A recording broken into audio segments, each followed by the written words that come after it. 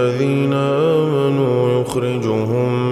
من الظلمات إلى النور والذين كفروا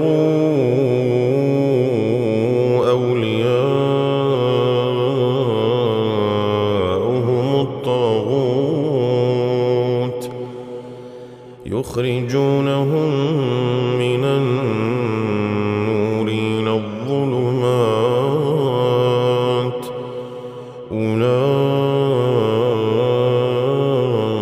أولئك أصحاب النار هم فيها خالدون